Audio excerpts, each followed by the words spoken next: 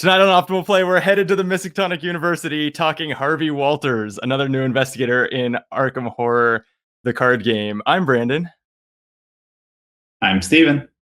And we have been going card by card through all 5 of the Investigator starter decks that came out a couple weeks ago now. So we're at the halfway point, right? The third out of 5. I think I think we're gonna make it. I don't think I have much to say in the vein, like and subscribe. We got lots of cool new videos, all that good stuff. You ready for Harvey? Definitely. Ooh, I just have a beer, but whatever you're drinking looks better. All right, let's dive in. Harvey Walters, who has a nice who may have the most impressive facial hair of any investigator, including eyebrows.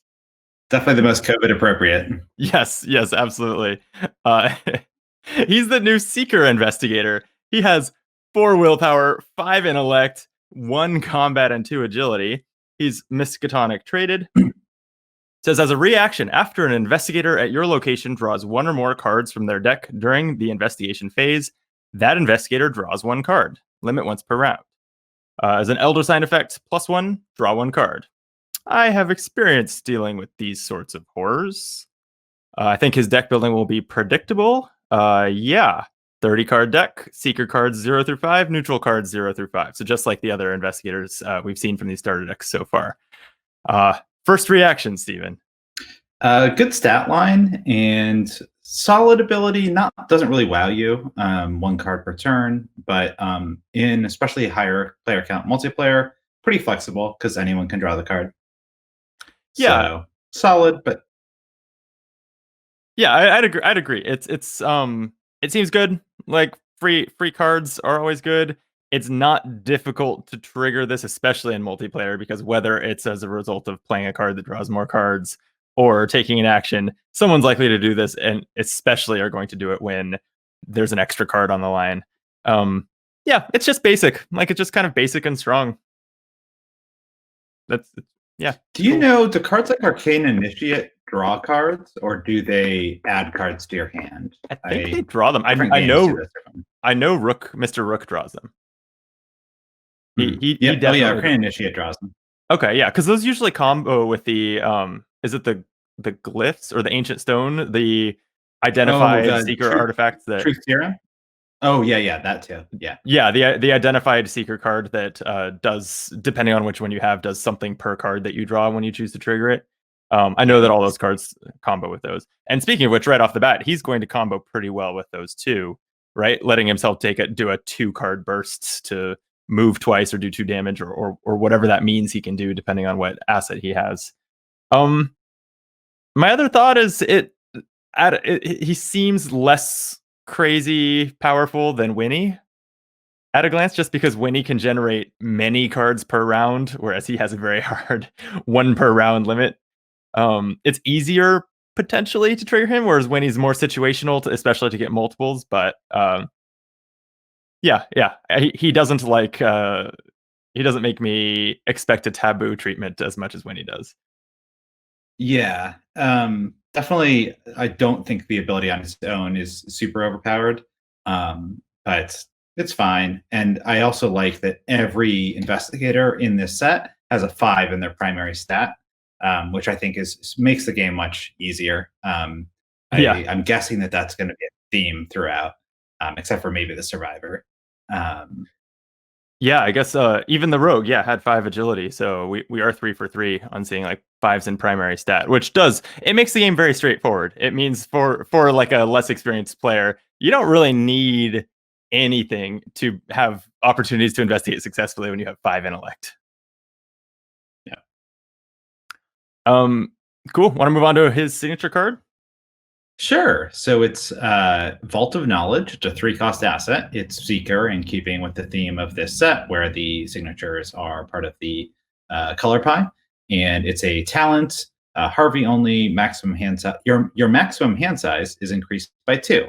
And then as a reaction, after you successfully investigate, exhaust Vault of Knowledge and choose an investigator at your location. that investigator draws 1 card. Okay. Off the bat, it reminds me a lot of Jacqueline's signature, which I think was also a 3 resource cost talent that basically doubled the number of times per round you could use her ability. That one literally did. This one does not exactly do that. It has a different trigger of successful investigation, but it does increase the number of draws that you can hand out by 1 per round. It's a little better though, because it means that you don't need to take an action to trigger his ability. So there might be times when you don't really want to spend a click drawing a card, but you also don't want to not trigger his ability for the turn. This lets you trigger his ability without using any actions. And hand size increase is also very good for Seeker. Yeah, that's a good point. This triggers his, so you can draw 2 cards and never have to go out of your way to play a card or draw them with an action. Yeah, good point. Okay, yeah, I think all of these investigator signatures so far have just been like, yeah, that's fine, seems good. Mhm. So that takes us to his signature weakness, which is thrice damned curiosity, a treachery that is flaw traded, and says revelation for every 3 cards in your hand, take 1 damage. Whew. So That doesn't seem Harvey, that bad. yeah, it's definitely not the worst. Harvey has a respectable 7 health, I would say. That's not bad for a Seeker. But I could definitely see myself getting up to like 12 cards in hand. So, Yeah, potentially if you have. So, I mean, the default is 8. We've seen that his signature asset raises his hand size to 10. We'll see what else is in his deck here, whether he really leans into like big hand size even more. But off the bat, I'm thinking like this is going to average 1 or 2 damage a lot of the time, which doesn't seem that bad. I mean, the sense I got was that this is an investigator that's going to really lean into the big hand Seeker archetype. But maybe because of this weakness, you actually don't do the big hand style in Harvey, or you don't do it until you get past this. Yeah, I mean, yeah, I guess we'll see. I would say that we've only, I mean, Dream Enhancing Serum and some cards like that can help with the big hand archetype, but really, I think extensive research, the card that gets cheaper the more cards you have in hand and discover some clues, that's the only card we have that actually rewards you for your hand size, right? So there's got to be a lot in here for that to be like a deck theme. No, there's higher education, there's curiosity, the skill card. I guess that like set thresholds where to there's also sure. There's cards that draw up to your hand size, so that's another reason to increase your hand size. I think Glimpse the Unthinkable is one of those. So, I mean, the sense I got is that just like Winnie, they throw in every succeed by 2 card. I wouldn't be surprised if they throw in every big hand card here. I could. You're right. Yeah, yeah, that does seem likely. And then it wouldn't be an investigator starter deck discussion without me asking a kind of basic rules question. But if you did do something like draw to your hand size, like if you did something that had you draw 6 cards all at once, and this is one of them, what you do is you draw them all simultaneously and then resolve weaknesses, right? So this, no matter where it is in the burst of cards you drew, it's going to trigger based on the full draw. I think that's the case. There might be some rule where you can choose what order, but I'm not an expert. Oh, as far as choose what order weaknesses activate, sure. But I mean, like, if you have 3 cards and you play a card that says fill up your hand to your hand size, which is 12, like no matter where in the 9 cards that you just drew, you hit this weakness, it's gonna hit you for 12 cards, like 4 damage, right? Yeah. I think. Okay. Yeah. So this makes it, if you know this is in your deck, this makes big burst draws like that kind of scary. Yeah. In fact, it might make, if you do want to do the big hand style with him, you might sort of need Mr. Rook to find this weakness. So, which may go on the taboo list soon. I was going to say, we are days away from the taboo list coming out as of when we record this in mid-September. It is, at least I expect it to be before the Innsmouth Conspiracy box comes out, or like right around that week. So yeah, enjoy your level 0 Mr. Rooks while you can. Okay, there is a basic weakness in this pack like we've seen in the others. What do we got? And unlike the other ones, I'm not sure if this is the same character because he has much less beard Oh, as far as and like much less in the hair. art, yeah, you're Yeah, I right. think all the other ones, it was Well, exactly the same person. he does have like a shaved head that could be a sign of obsession. I don't know. I don't know. He is an old man and he's holding his glasses instead of wearing them like in the other pictures. So it still reminds me a lot of Harvey. Yeah, yeah, maybe he was so obsessed he shaved his head. Hmm. So it's a flaw. It goes in your threat area when you draw it, and forced when your turn begins, discard one non-weakness card at random from your hand, and for 2 actions you can discard it. I- this is not scary. I think that this is like if it's in your deck as you level up your deck, you might consider it a little bit and be a little bit less willing to put in like linchpin cards that you've got to have. But other than that, this seems not nearly as bad as Chronophobia or Internal Injury, which are similar to they go into your threat area, 2 actions to discard them, and they do damage or horror to you each turn because this can't kill you. It just can't. I think, Yeah. except in very specific scenarios where you Mm. like do get killed if your hand is empty, but that's not common. Yeah, and just as a reminder for any newer players, other investigators can do that double action. So if you really don't want to lose any cards, you just have someone else go before you and do the double action to get it off, and then you never Mhm. discard a card. True. Yeah. Yeah, it's a fine basic weakness. Again, I think it makes the basic weakness pool a little gentler just by existing. So go us. Enjoy. All right. Now we're getting to the actual deck with Arcane Enlightenment. This is wow, we're starting off with a spell slot asset. This is a 2-cost asset that has 2 willpower icons on it. It's a ritual that says your maximum hand size is increased by 1. Oh, you might have been on something. You have 1 additional hand slot, which can only be used to hold a tome asset. An augmented mind can memorize entire volumes of books. Okay, so converting slots into other slots has not generally been that strong. Is this an exception? Well, even Daisy doesn't care about arcane slots that much. So like this is definitely a good slot to give up in Seeker. Hmm. So I think anyone that wants to use 3 hand slots, including 1 tome, which is definitely Daisy and probably Mandy, definitely has to look at this. Yeah, and it has that added bonus of your maximum hand size increasing. Again, I don't think that we've seen a lot of cards yet that make that valuable a thing, but I am starting to think more and more that we'll see some before we're done with this pack. Hmm, Yeah, okay. I mean, if Harvey himself is going to use any tomes, then the fact that you get the free hand slot, even if you're only using 1 tome, you might want 1 tome and 2 magnifying glass. So Yeah, I mean, if there are no tomes in the professor's deck, I will be very surprised. So, I think we'll find some things that Harvey can use this slot for. I just hope that we do see at least 3 different hand assets.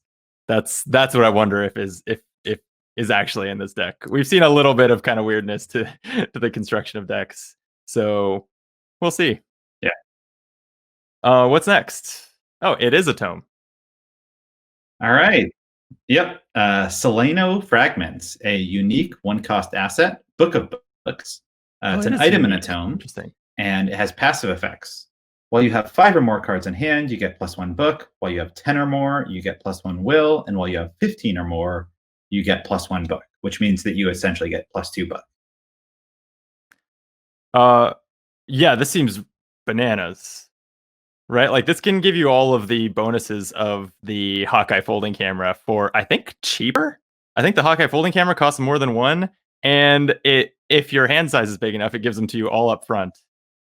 It's something that I think I've been wanting for a while, which is a tome that's not just for Daisy. Like she doesn't, other than her tote bag helping her carry this, she doesn't get any real benefit from it. So I think a lot of other seekers can use it, whereas many tomes you only look at in Daisy. Yeah, I mean this has been the pattern in this deck so far. Is it's like seems like a good card. I will play this card. I don't have that much to say about it. It's in the stats that you want it to be in. Uh, Yeah, I think this is very strong. 15 or more cards, based on what we've seen so far, seems like a lot to ask. So there needs to be even more support than we've seen already for hand size. But I'm starting to think we'll see some. Yeah, it does seem like the most straightforward way to play this card will maybe not be in Harvey, because with Harvey, of course, you really can't go to 15 cards in hand until you've dealt with his weakness. Whereas Hmm. someone like Min, who's also good at drawing lots of cards, you could just play this in a much more simple way where you don't have to worry about a weakness. Yeah, good point. His weakness is a big sticking point when you're talking about when you're talking about it dealing 4 or 5 damage to you in one blow. That is probably worth avoiding.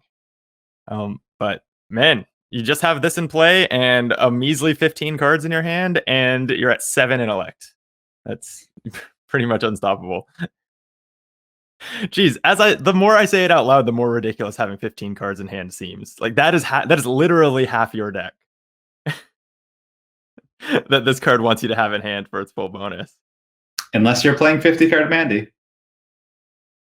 Sure, yeah, which is the only way to play Mandy, if you ask me. Um, Okay, the first impression is wearing off a little bit, and I don't think that this card is as ridiculous as like my first impression, because even the 10 card threshold, you have to put in some work to regularly meet that. Yeah, so I think a lot of the game, this is going to be like +1 intellect, which is still for a 1 cost asset not bad, but it might not be more than that a lot of the time.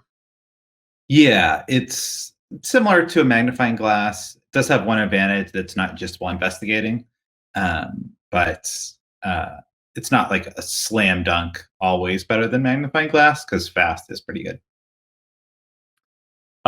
True. Yeah.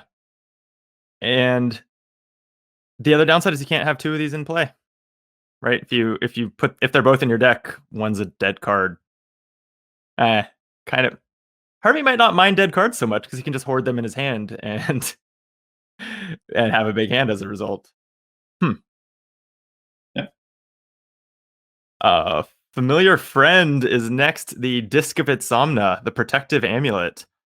It's a 3 cost asset that is an item and a relic, and it says reaction: when a non-elite enemy spawns at your location, discard Discovet Somna. Automatically evade that enemy or deal it 2 damage.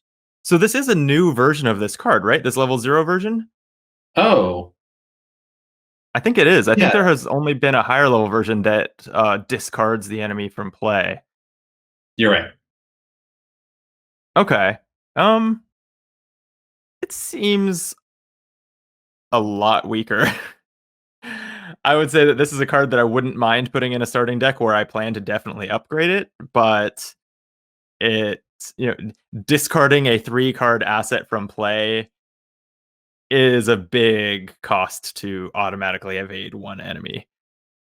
And it doesn't work on elites. It doesn't kill anything bigger than 2 hit points, and it uses an accessory slot, which means it's hard to put it like it's temporary, it's fleeting, but you still might not want to put other accessories in your deck since you have this.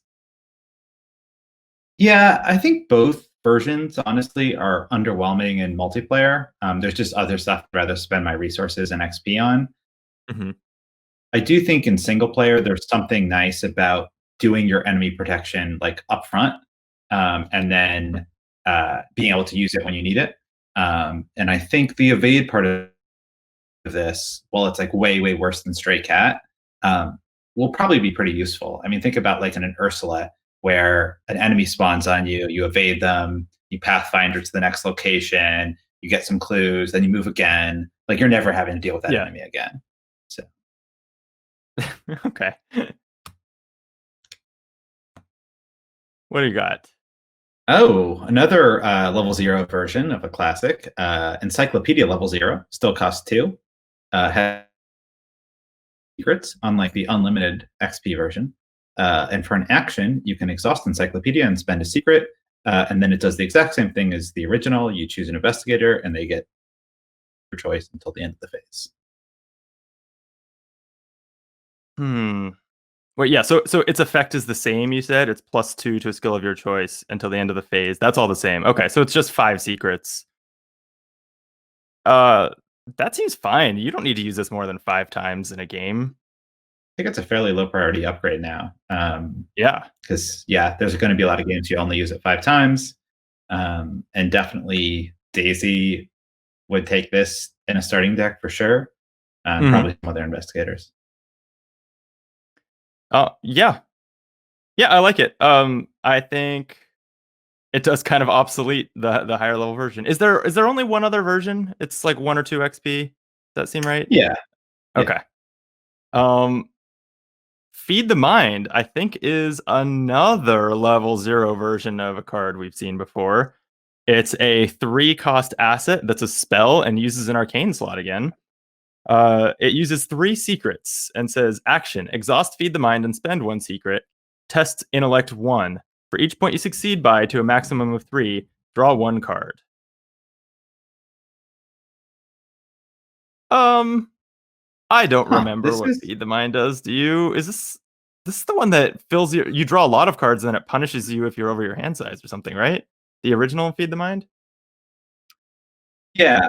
The other version is a lot of XP. I think it's like 3 or 4, and it's maybe an easier test of like book 0. Um, if you draw over your hand size, it gives you horror, I believe, maybe Yeah. damage. So this one actually doesn't have the downside of the like 3 or 4 XP version. Uh, so I think this is one where they are acknowledging that the original is a little underpowered, Yeah. and so they're giving you a lower version that you'll almost not take. Yeah. My only question then is this one even good? It's expensive, 3 resource cost. You can only use it 3 times. It has a chance of failing, and it's an action, right? Like you compare it to the basic draw action. When you do activate it, it's just maybe 1 or 2 additional cards, but maybe 0 cards if you fail the test. With probably an auto fail is the only time you're going to fail it, but still, I don't think I like it. So Forbidden Tome, 1 cost asset. It's an item, relic, and tome. It's got 5 secrets, and for an action, you can exhaust Forbidden Tome and spend a secret, draw 1 card. Then, if you have 10 or more cards in your hand and there are no secrets on Forbidden Tome, you may discard it to record in your campaign log that you have translated the tome. Wow. I did not see a new unidentified item being in this pack. I am pleasantly surprised. I Yeah. think this is super cool. The reason I'm most excited is what I like the design of unidentified cards, but I hate the way they come out 4 months later. And like so no one throws them into their like blind play deck of a campaign because they don't know when or what they'll get out of it. Having this I assume the upgrades to this will be in Harvey's pack. Probably for us to read when we look up at the leveled up cards next time. I'm super excited. This is the way it should be done. Same product. The wait until some future date when you'll get the identified version was like a funny gimmick in the Dunwich cycle, and it is old and tired. So yes, love it. What do you think of the hoop you have to jump through to actually identify it? It goes with the big hand style. And I assume if you're playing that style, it's not going to be very difficult to do. So it actually is probably one of the easier ones. I don't think I agree. The 10 or more cards in hand part, sure. Exhausting it and spending a secret as an action 5 different Mhm. turns in order to identify it, like that actually seems difficult. That's true. Most of It them you can do in just a few actions. Yeah, it is a tome, so we have we have uh Daisy, but also other cards that can cheat tome actions and that kind of thing to help. So this might be something that you play mostly with those, which I'm starting to get skeptical that we're going to see any of them in Harvey's deck itself, but they're out there. Um but yeah, this seems real hard. I hope the payoff is good because I think that this is one that you might accidentally get 2 or 3 scenarios into the campaign and not have succeeded at translating it. Higher education, 0 cost assets. This is zero, like the non-permanent version of higher ed. Yep. It's talent. While you have 5 more cards in your hand, higher education gains spend 1 resource to get +1 will. and spend 1 resource to get +1 book for this skill test. So it's both not a permanent and half as strong as the permanent version. Yeah. Yeah, that's fine. Harvey doesn't need help with these skills. Right? Like if he's got his tome in play, he already has 6 intellect. Um I don't think that this is worth a deck slot, but I think it's a fine card. I just don't think Harvey needs it. And maybe Seekers period don't need it. I'm not sure. But unless they're really into the willpower boost, which Harvey is not from what we've seen. Um yeah, I just don't think he needs this. Yeah, it's definitely a sign of how overpowered the original was that Yeah. they can nerf it that much. It's still decent. You might, if you want to take things like archaic glyphs, where you get clues every time you succeed by 2, being Mhm. able to get your skills really high is valuable. Sometimes there's will tests that are really bad that you want to make sure you succeed at. So I think that there will be seekers that take this, but definitely not a requirement, especially for Harvey.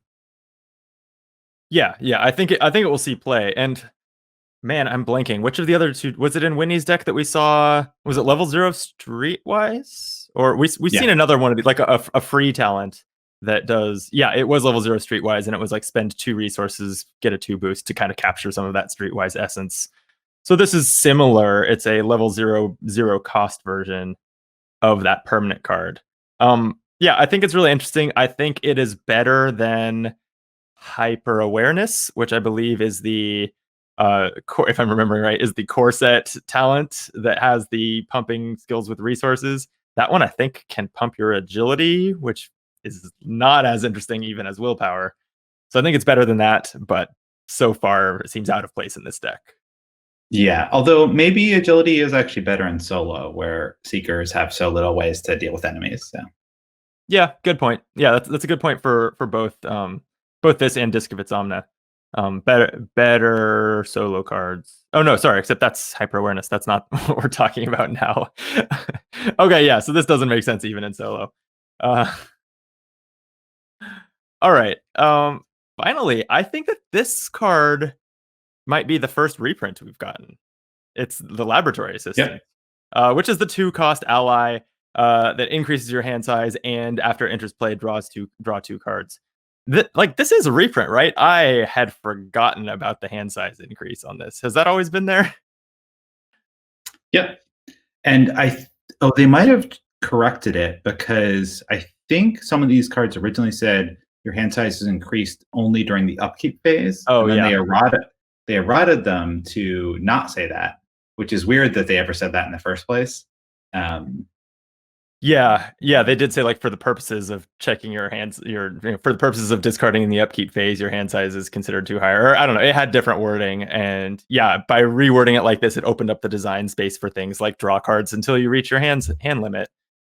Um, okay, sure, makes perfect sense in here. We'll see whether it's his only ally. If so, that means I think it's a little bit of a disappointing use of his ally slot, but it's actually not. Who's next? This is Whitt and Green, a 4-cost unique ally, Miskatonic traded. While you control a tome or relic asset, you get +1 book. That's interesting that it references relics as well, which is, I think, a less developed theme for Mhm. seekers. And then, as a reaction, after you reveal a location or put a new location into play, exhaust Whitt and Green, search the top 6 cards of your deck for a tome or relic asset and draw it. Shuffle your deck. I mean, so this seems like an Ursula card, right? She's the one who has relics in her deck building rules too, and um, and she also is the one who moves around revealing locations and is from the Forgotten Age cycle. So she's an explorer and puts locations into play. This seems designed for Ursula to me. Yeah, it's definitely good in Ursula, but I mean, lots of seekers can reveal locations. I mean, they have pretty good movement with Pathfinder. So I think any seeker that plays tomes or relics can definitely consider this. Like Daisy, we should definitely take a look. I don't see her competing with Dr. Milan Christopher this lot, even the tabooed Dr. Milan Christopher that is once per round. That money generation, and that is he gives you intellect all the time, whereas this is conditional, requires a little extra work, so it's not as good as like first turn of the game. I think, yeah, because the conditional draw when you reveal a location, you're only going to trigger that a couple times per game, or I mean maybe more than a couple, but not a dozen times per game. And then you have to find that card type, so you have to build your deck around this. I think it's cool, and I think that that the Hunter of Rare Books is a super thematic, neat ally for a Seeker. I don't know if I would play this except just to try to experience the novelty of the new card. Well, you are right that you have to find a tome or a relic to draw a card. However, there are other Seeker card effects that could be triggered by that search, even if you don't find a tome or relic. So maybe Mandy does it just for the search, and then if she finds a tome, that's gravy. But otherwise, she finds the research card. Good point. Forgot about Mandy entirely. This does seem like a good Mandy card, especially when Mr. Rook gets tabooed.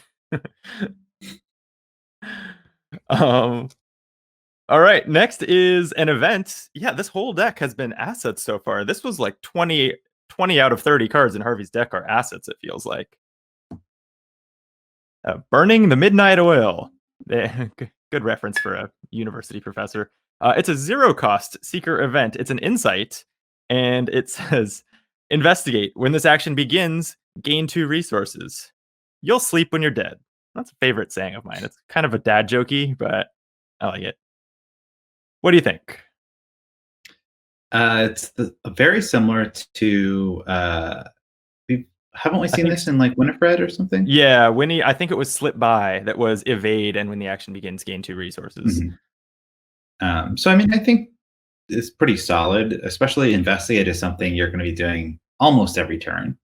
So I think it's mostly a little better than emergency cash.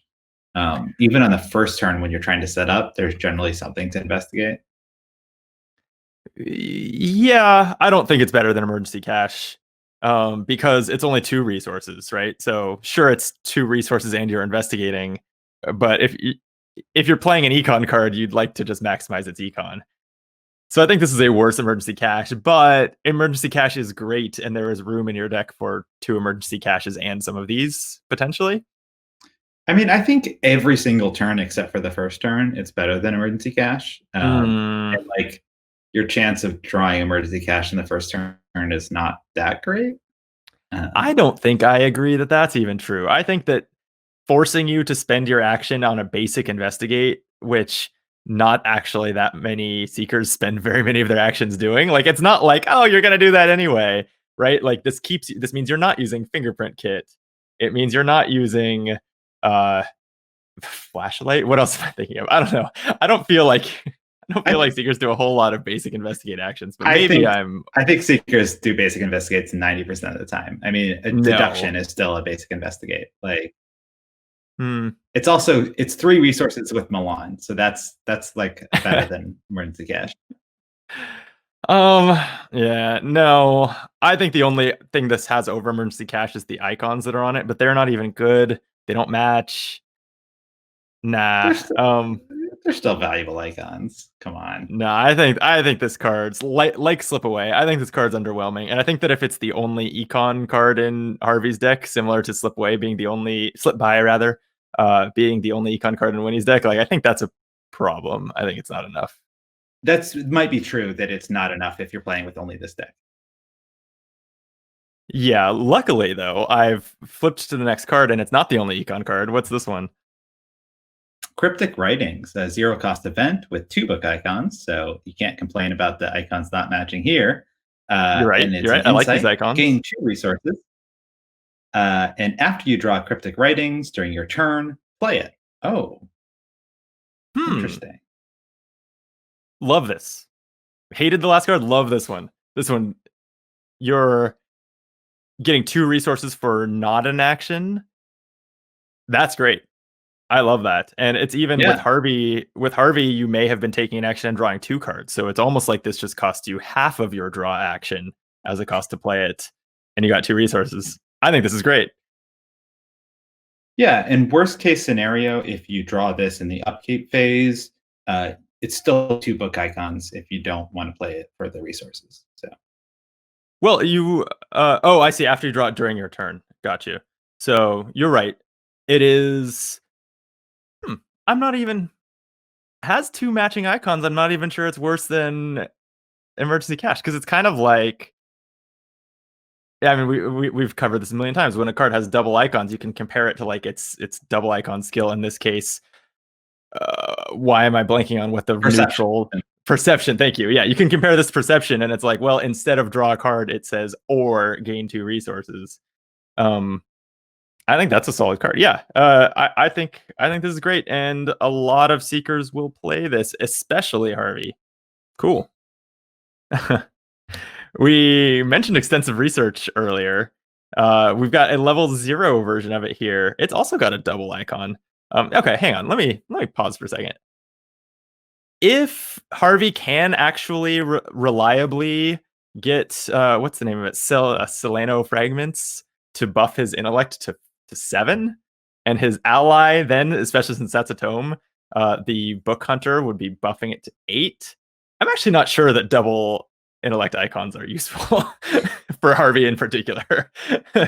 So I don't know about you. I don't think that hard about the icons that are on the like events and things that I put in my deck. Like I pitch them sometimes, but I don't weigh them heavily. But I feel like with Harvey, it's gonna be one of the first times that I'll be thinking like maybe I want other icons besides intellect on those cards.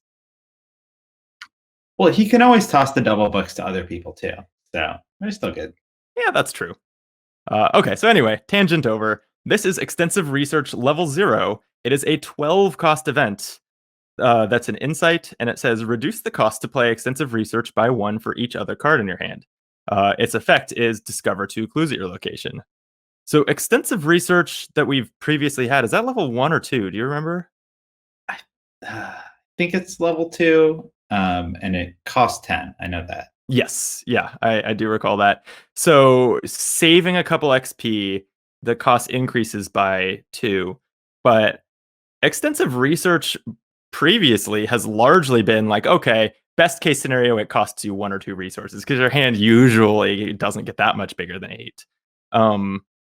In Harvey's deck, you're letting that hand swell up to 15 cards if you can. So I think that this, even though it's level 0, it's more expensive. It'll be free most of the time. I think this looks great.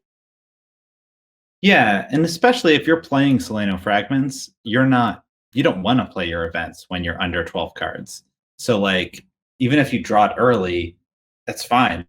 At that point, you're trying to build up cards in the same way that like a Preston deck relying on well connected is trying to build up resources. So I think it's fine even if you draw it early. Yeah. Yeah, you're not wrong.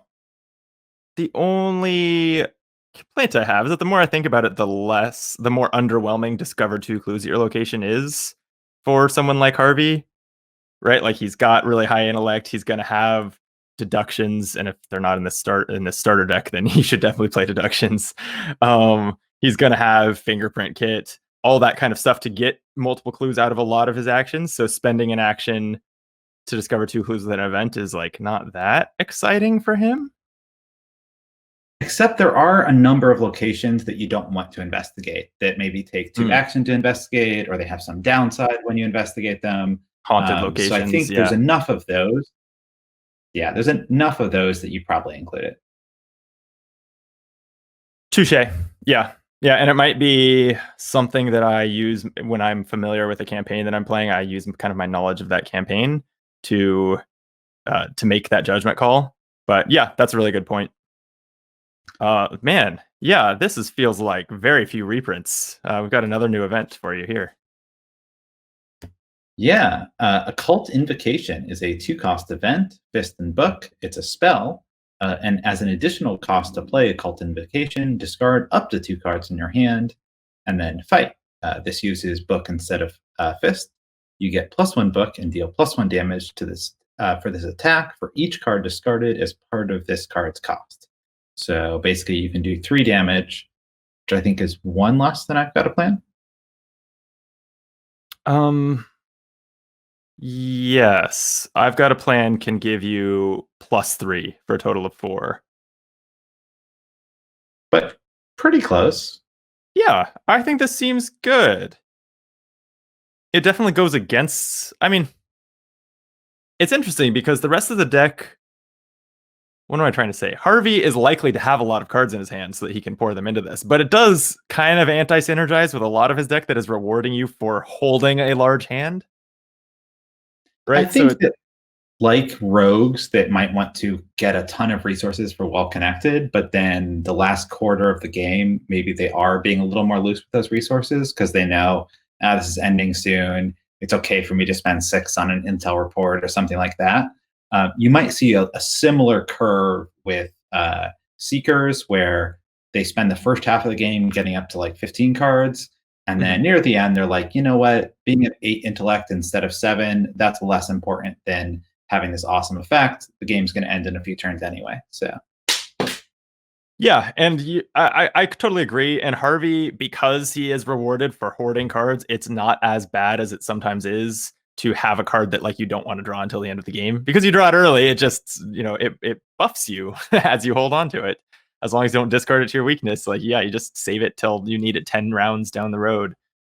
Um, okay, yeah, yeah. it is expensive as hell for a seeker, or not for a seeker card. It's expensive as hell for what it does. It costs you 2 resources and 3 cards to do as much as 3 damage. But seekers don't have a lot of ways to do damage. They kind of should and do pay out the nose for it when they have the opportunity. So it fits right in. I think it's fine. yeah. Looks like I got a Uh, reprint. Just yeah, preposterous sketches, which is pay 2 to draw 3 cards if there's a clue on your location. Definitely a solid, not super exciting card in most seekers, but maybe a little bit more important if you're going for the big hand size to just accelerate you to get there. yeah. For Harvey, I can see this being a good early game card to just get that hand size up there early on. Trigger that those fragments. And then also combined with what's the name of it again? Combined with cryptic writings, the new event that gives you 2 resources when you draw it, like that makes kind of mass card draw more interesting. With the trade-off being that his weakness we covered makes mass card draw scarier. So double-edged sword here, but yeah, I think it makes sense in this deck. And good. I've mentioned that these should be played by Harvey. There's a couple copies of deduction in here. That is the core set skill that adds an intellect icon. It's practiced and says if the skill test is successful, discover an additional clue. Potentially the best card in the deck because it's probably one of the best cards in the game. Deduction's a very strong card that just about every seeker deck plays, and I think that's fine. I think it's not something that it's a problem that everyone plays it just because it's just staple, basic, not game breaking card. Any thoughts on deduction? It's just a good card. Yeah. Okay, that brings us to the end of the deck. I guess Oh, I guess the one thing is they could have done. We've seen some other things where they took staples like shriveling and they slightly spun it because they know you're getting sick of playing shriveling. Maybe they could have done that for deduction, where it's like, obviously it's still a good card, but like let's do a slight spin on it because you're a little sick of it. You put it in every secret deck. yeah, yeah, it'd be nice to see. Okay, final verdict on the Harvey deck. There's a lot of good cards in here. The only thing is, if you just play this by itself, this weakness is going to be so swingy. Like, because really, this deck goes all in on getting to 15 cards. Mhm. And if you draw that weakness at the wrong time, it's not like there's any leather coats or bulletproof vests or deny existences in here. And there's no Mr. Rook to make sure that you find the weakness at a certain time. So it's going to be really swingy if you play this as is. But I do think that either taking this archetype and putting it in a Mandy or a Min, or playing it in Harvey but using Mr. Rook to make sure that you get the weakness early, are both going to be very viable. Yeah, totally agreed. And one thing you said about the deck being all in on 15 cards did prompt me to kind of flip through here. And the best case scenario for this deck, if you have your entire kind of kit on the table, including 2 copies of Arcane Enlightenment, is a hand size of 14, I noticed. So 15 is actually still, at least holding 15 for a prolonged period of time is actually not possible with this deck. So it's one of those things that maybe you'll draw up to 15 and have it briefly to get that extra boost out of the fragments.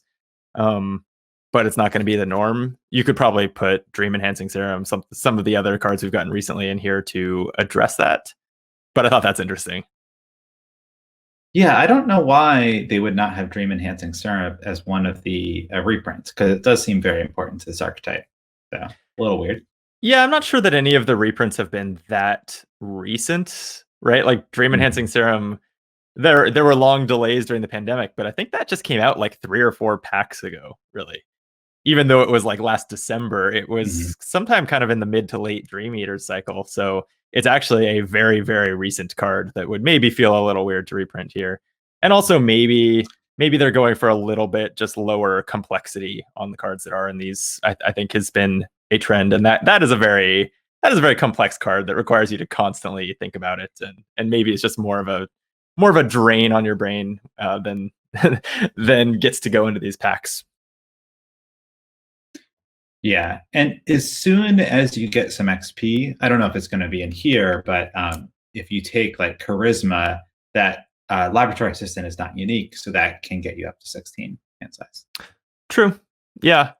Man, how sad is that though, to have Charisma and then fill your 2 slots with 2 Laboratory Assistants? I don't know. I feel like there are much more exciting things you could be doing with those ally slots, but yeah, so thinking, I guess that's my main reflection, is thinking back. Like I do think that my first reaction to those Selenofragments was way overstated, because not only is it challenging to get above 10 to get the 2 bonuses, but it's very, very difficult to be at above 15, even with this Harvey deck that is designed around that theme. So maybe that's not like the bonkers +3 stats that I read it as when I first saw it. Still solid. Yeah, still solid. I'll still play it. Oh, okay. Yeah, I think that Harvey's is the deck that I find the most interesting of the 3 so far. Like, look, as a whole deck, I think that he is the least exciting investigator card. Right? Like, he doesn't do anything that sounds like, oh great, I get an extra card each round, or someone on our team does. Like, that's not a splashy effect. But his card leans into this new archetype that, I don't know, maybe Winnie's potential is equally exciting, but I don't think that her deck was very good. And I think that this deck is better constructed for what Harvey's trying to do than that one was. So yeah, I'm excited to try it. I would shuffle this one up and play some Arkham right now, happily. Yeah, I agree that it strikes a good balance between it's a little more unique than Jacqueline's, and it's a little bit more competent than Winifred's. So. Yeah, but the investigator himself, maybe not quite as good as Whitney. It's like you can have an exciting investigator, an interesting deck, or a strong deck. Pick 2, right? So far, no one has nailed all 3, but we've got 2 investigators left. Maybe Stella will be the savior. All right, so that does it for this card review video. We did notice that we were having some connection issues as we went, so this one might be a little more edited and a little bit more kind of stilted than usual. So apologies for that. We might have been talking over each other and stuff a little bit. We will address that hopefully for next time. Steven, any final words before we call it a night? No, just I haven't played much Arkham recently, and definitely excited to play all these new products. Yeah, and as of the time we're recording this, actually, I think when the video goes up, it might be out, but Barkham is just around the corner. I am hoping to get a copy. People are starting to report having trouble doing so, but again, I'm excited about these investigator decks until that hits, and then never playing human investigators again. So looking forward to that. All right, then, let's call it a night. Thank you for watching. We really appreciate it. We also appreciate subscriptions to the channel, likes on this video. That is the best way to help us kind of get noticed on YouTube and grow as a channel. So we'd greatly appreciate that. We'll be back soon with 5 more videos, finishing up Harvey and getting to the last 2 investigators that came out at the end of August, whenever they came out. So yeah, looking forward to that. Until then, be optimal.